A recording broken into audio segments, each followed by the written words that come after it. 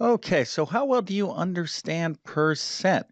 Well, hopefully you know percent really well, and if you have a strong foundation of percent, you ought to be able to solve this problem. Let me go ahead and read it to you. It says 3 is 11% of x. We want to know what x is here.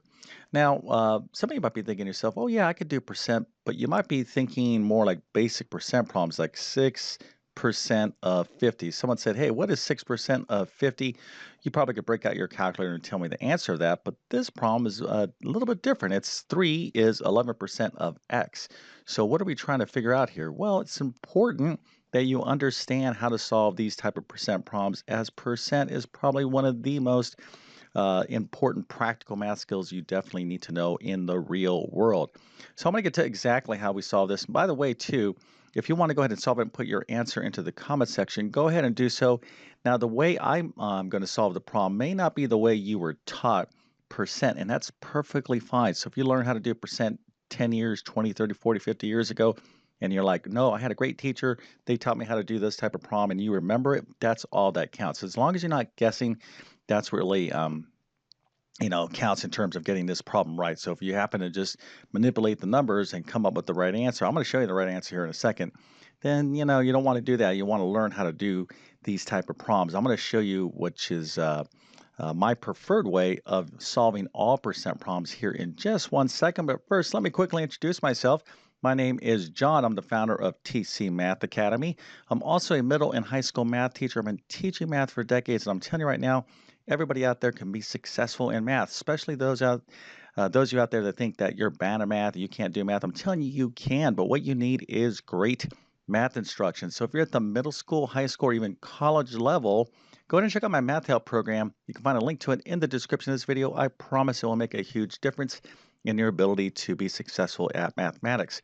Also, if you happen to be preparing for any sort of test with the math section, like the GED, SAT, ACT, ASVAB, maybe a teacher certification exam, I have a ton of test prep courses. Also, if you are a homeschooler, I have full homeschool math program for middle and high school mathematics. Now, let me talk about notes here for a second.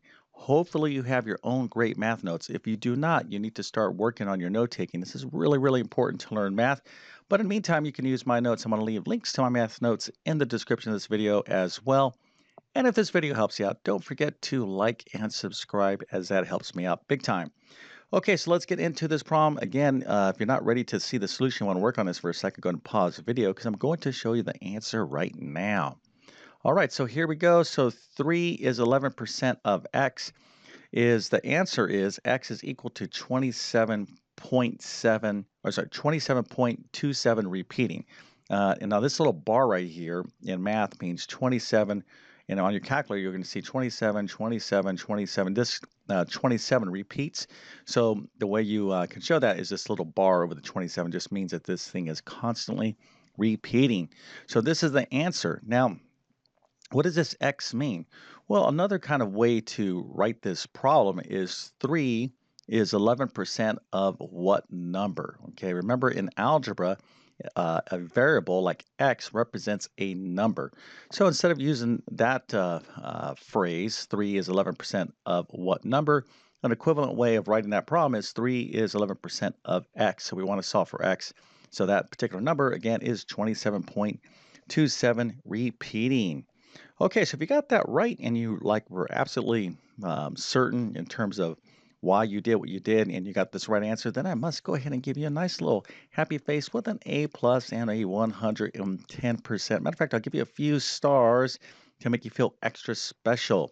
Okay, now for those of you who are like, yeah, I got that right, but maybe I'm not quite sure what I did. And for those of you out there got this wrong, well, let's just talk about basic percent stuff here. And I'm going to show you the preferred way of solving this problem. So let's go back to this basic percent problem I was talking about earlier, like 6% of 50. So if I said, hey, what is 6% of 50? Hopefully all of you got there, get your little calculator, your phone out and whatnot. And what would you do? Well, you probably would go, oh, this 6%, I got to write this as a decimal. 0.06, and then you multiply by this number 50, right? So if I'm trying to find 6% of 50, I'm changing this to a decimal, which is 0.06. I'll talk about all this here in a second, but you're going to change that to a decimal and you're going to multiply by 50, and when you put that into your calculator, you're going to get 3. So this is like a basic percent problem. Matter of fact, the most basic type of percent problem. But it's important that you understand when you're finding the percent of a number, you got to change that percent to a decimal. So that's one of the skills that you need to understand. How do you go from a percent to a decimal? And the way you do that is you divide the percent by 100. So this 6%, if I divide it by 100, i.e. this 6 divided by 100, I'm going to get 0.06. Now, it's the same thing if I have 6.0% or 6% as moving the decimal point over two places to the left. So that'd be 0.06. It's the same thing if you're dividing by 100. So you need to understand how to go from percent to a decimal and then how to go from a decimal to a percent, which is just multiplied by 100. And that's the same thing as moving the decimal point over two places to the right. So these are basic percent concepts that hopefully you have down before you tackle this flavor of percent problems. But if you understand this, well, let me show you how we can use basic algebra to solve this problem. Okay, so here we go. So 3 is 11% of x. So what you want to do is translate this sentence into an algebraic sentence or an algebraic equation. So this is not difficult. Let's go ahead and see how this works. So 3 is obviously the number 3. And then I have this word is. So anytime you see is in a kind of verbal sentence, you want to translate that to something mathematical, is always equal to. Okay, it's always the equal to sign. So you can think of as 3 is equal to. Just remember is equal. Okay, that's what, anytime you see that word, you're going to put the equal sign. So we got 3 is equal to. Now here, 11%, remember just as we did 6% of 50, how do we do that? Well, we converted this to a decimal. So that's 0.06 and we multiplied it by the number. Okay, so 11% as a decimal is 0.11. Okay, so we just divide that by 11 or move that decimal point over two places to the left. So we got 0.11. 11% is the same thing as 0.11 as a decimal of what? Well, if I was finding 6% of 50, 11% of x is going to be 0.11 times x. Okay, so remember over here, 6% of 50 is 0.06 times 50. So you can see this pattern, right? So what I have here is a lovely little algebraic equation.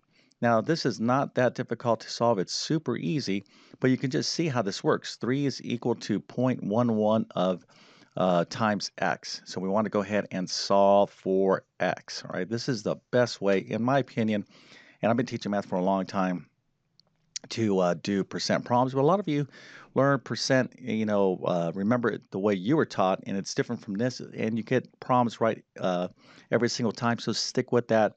This is an alternative way. But if you already know something, then, don't let me confuse you with this technique. But let's go ahead and solve for x now. Okay, and as a matter of fact, if you want to go ahead and just test your basic algebra solving skills, go ahead and solve for x. What do we need to do to get x? Well, what you need to do is divide both sides of the equation by 0.11, but let me go ahead and show you that work right now.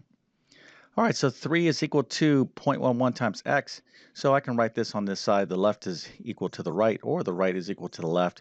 So because I'm solving for x, I'm going to write this on the left-hand side. So 0.11x is equal to 3. So to solve for x, all I need to do is divide both sides of the equation by 0.11. So what I'm going to be figuring out is x is equal to 3 divided by 0.11. Go ahead and use your calculator, and you get this lovely number right there, 27.27 repeating, which of course is the answer that I showed you earlier.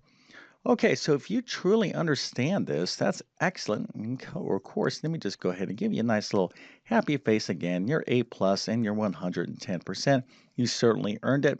I'll tell you right now, if you don't understand percent well, you want to do yourself a favor and really, bolster your knowledge and skill when it comes to percent. This is practical math. This is going to be real life, everyday math that you're going to use throughout the rest of your life, okay? Especially if you're going to be doing anything financial, which if you like money and you like to save money or understand money, it's a good idea to know a little bit about percent.